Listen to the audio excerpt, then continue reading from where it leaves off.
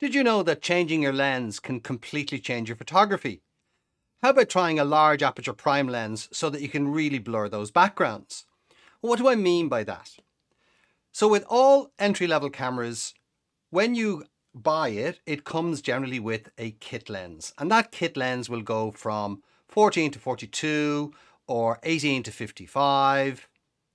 The problem with that is that it also has a variable aperture lens.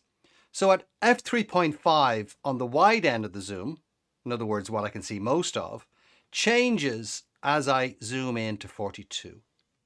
So this one changes from 35 or 3.5 to 5.6. So once I'm zoomed in, I have what is a relatively small aperture.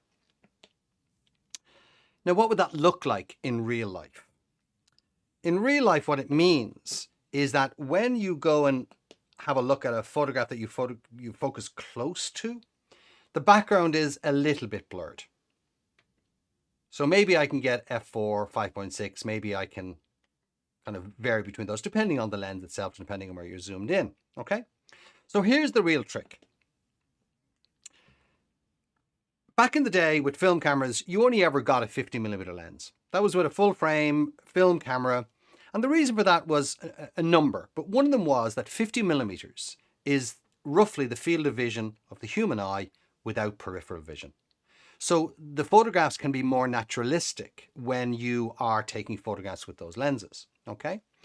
The problem can be is that when you do that with other cameras, like a crop sensor camera or a micro four thirds camera, 50mm isn't 50mm. So you don't quite get the same result.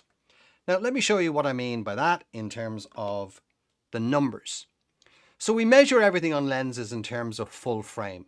So a 50mm on a full frame camera would actually be a 35mm on a crop sensor. We need a 35, so 50 would actually end up being 75.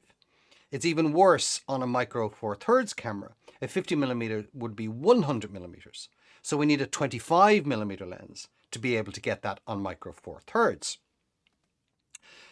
So if we go back and have a look at the original shots that I showed you, the 5.6. So this is what the kit lens is giving you. And this is what the f4 would give you on a kit lens as well. So if we switch out to a 50mm for a full frame, a 35mm for crop sensor, a 25mm for a micro four thirds, you can now get apertures that are smaller in number, larger in size, and will blur the background considerably. So as I say, the trick is that you look for those lenses, and many of them can be got secondhand, so you don't have to pay a packet for them. Do bear in mind, you won't be getting rid of your kit lens. Basically, it's a fixed lens. It's not zoom. It'll only focus. So if you want to get closer, you physically move closer. If you want to get further back, you need to move further back. So changing your lens can really change your photography. Why not try a large aperture prime lens so that you can really blur those backgrounds? I hope that helps.